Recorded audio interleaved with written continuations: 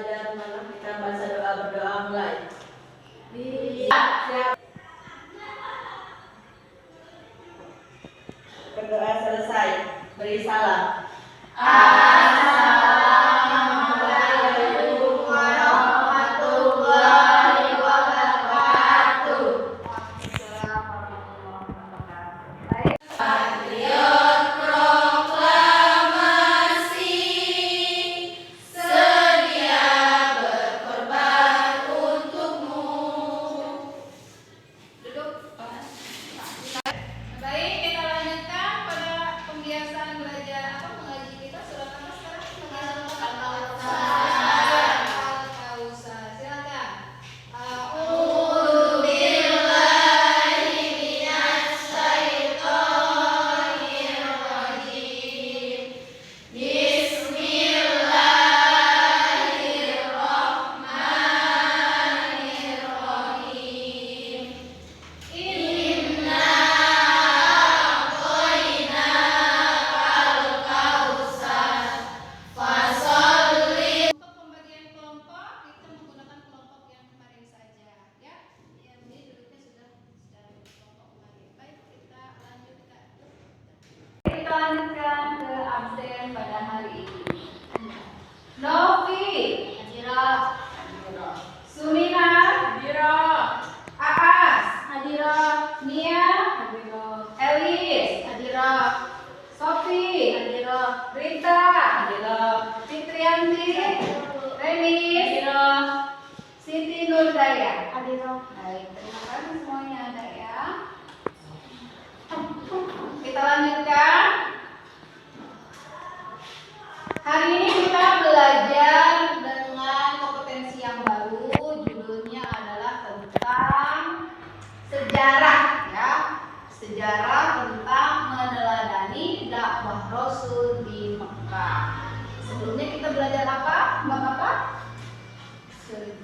Bab haji, zakat dan wakaf, ya. Nah, coba ibu cek dulu nih yang kemarin nih, ya. Cek dulu nih.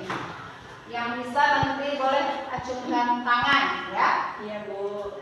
Coba siapa untuk mengingatkan yang pelajaran kemarin? Apa perbedaan antara haji dengan umrah?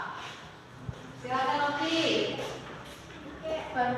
Pemberangkatan haji pada musim haji, kalau umroh kapan saja.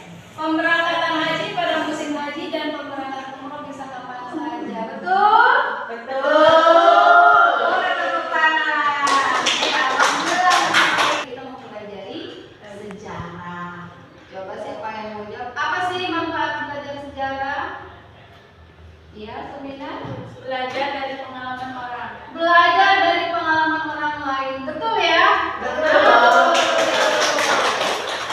Belajar itu belajar masa lalu, diantaranya belajar pengalaman orang lain supaya kita tidak baik positif negatifnya biar kita antara harus sendiri dan tidak boleh begitu. Selanjutnya apa lagi? Apa manfaat belajar sejarah?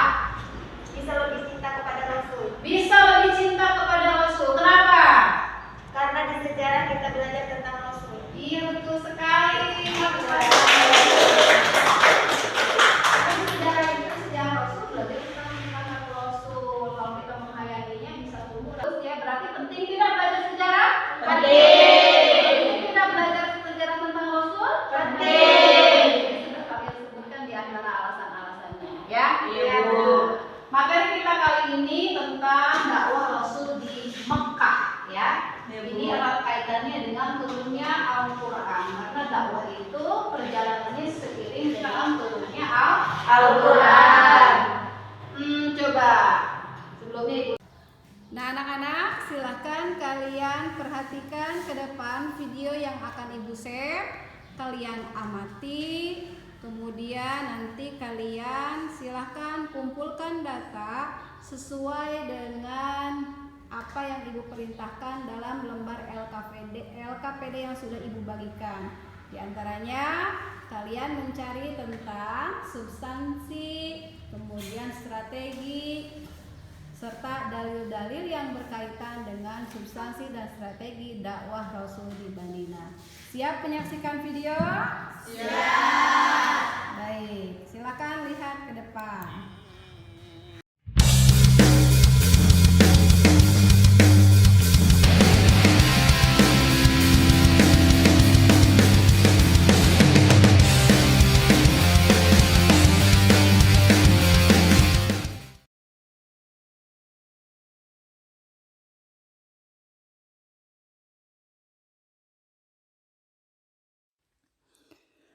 Bismillahirrahmanirrahim. Laqad kana lakum fi khawatir dan was-was jika wahyu itu akan terputus. Bahkan beliau hampir saja putus asa. Akan tetapi Rasulullah tetap bertahanus sebagaimana biasa di Gua Hiro. Kemudian setelah beberapa lama turunlah wahyu yang kedua, yakni surat Al-Mudaththir ayat 1 sampai dengan 7. Dengan turunnya wahyu yang kedua ini, beliau memulai berdakwah menyiarkan agama Islam.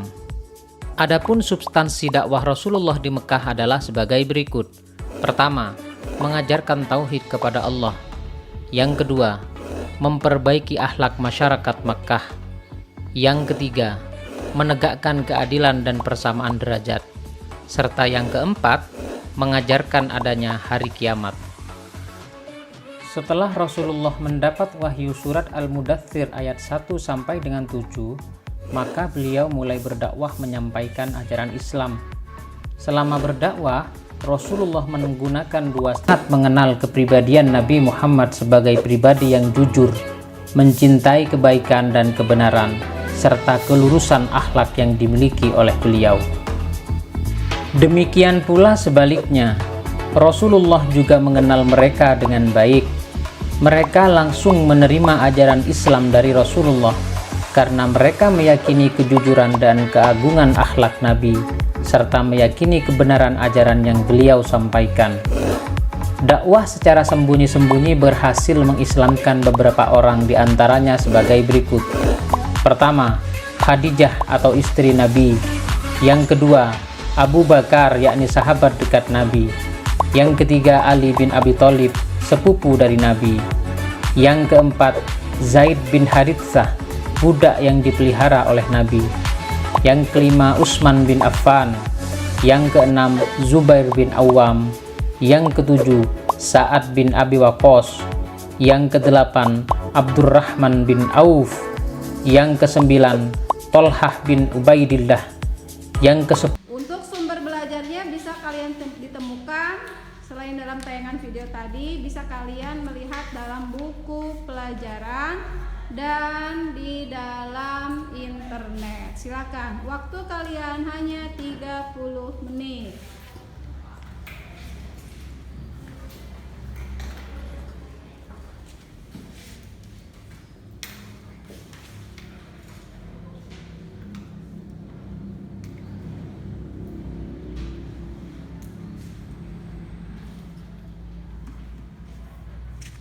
Silakan kalian diskusikan dengan teman, berbagi tugas, boleh.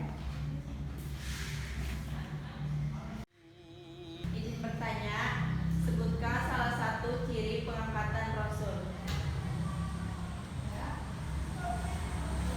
Surat Al-Alaq ayat 1 sampai 5.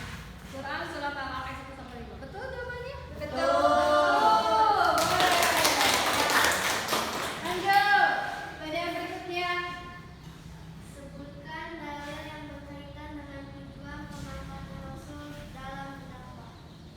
Bukan dalilnya. Kelompok mana? Mau kelompok mana yang kalian jawab? Kelompok 2. Kelompok 2, silakan. Surat Al-Anbiya ayat 107. Surat Al-Anbiya ayat 107. Ada? Ada. Betul. Iya, betul juga. Selanjutnya. Dilanjutkan dengan kelompok 2. Pertanyaan dari kelompok 2. Izin bertanya, dalil yang menunjukkan dakwah secara sembunyi-sembunyi. Sebutkan dalil yang menunjukkan dakwah secara sembunyi-sembunyi. Silakan, siapa yang mau menjawab? Iya.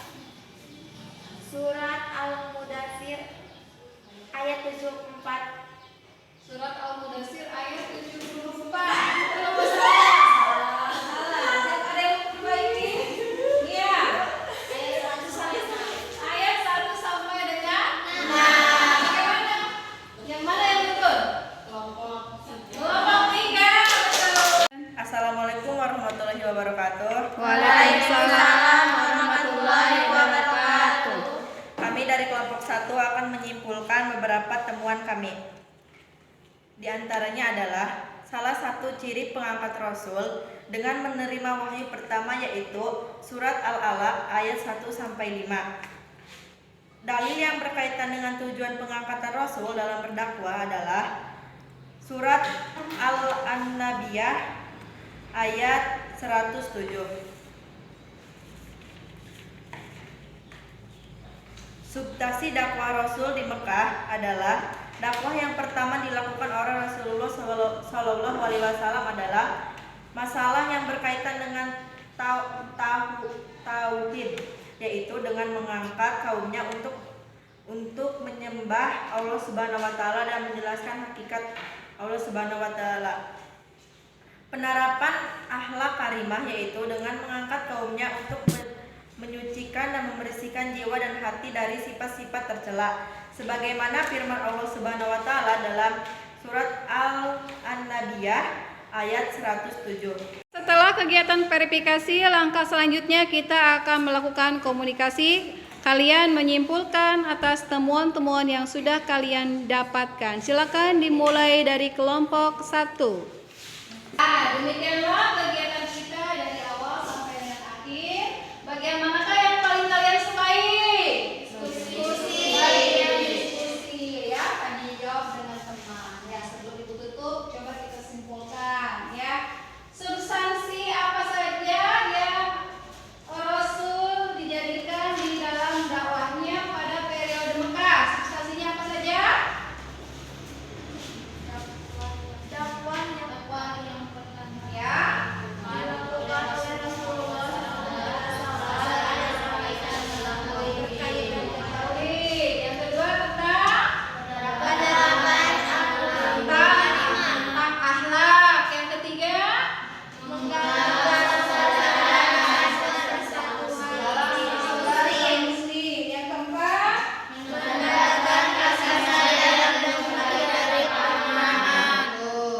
Kemudian strategi dakwah Rasul, apa saja strateginya dalam dakwah Rasul di Mekah? Yang pertama dengan cara sembunyi-sembunyi.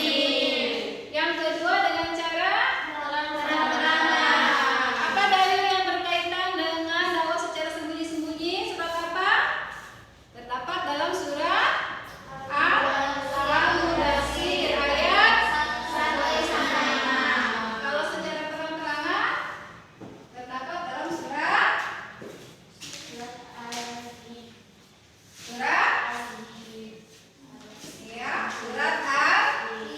Al-Hijr ayat. Kita sudah selesai. Untuk itu kalian mengukur pemahaman kalian.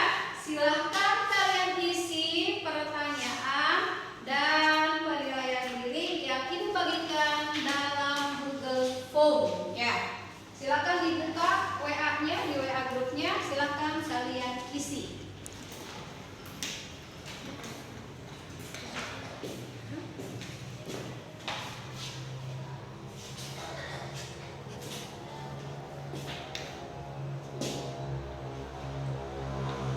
Baik, sudah selesai? Sudah. Ibu akan periksa. Hari ini Ibu cukupkan sekian saja. Persiapan untuk minggu depan di pertemuan kedua kita, materi kita masih tentang substansi atau tentang meneladani dakwah Rasul di Mekah. Bagiannya adalah tentang keberhasilan apa saja yang Rasul raih ketika dakwah di Madinah, di Mekah, serta sikap apa saja yang bisa kita teladani dalam dakwah Rasul di Mekah. Ada pertanyaan?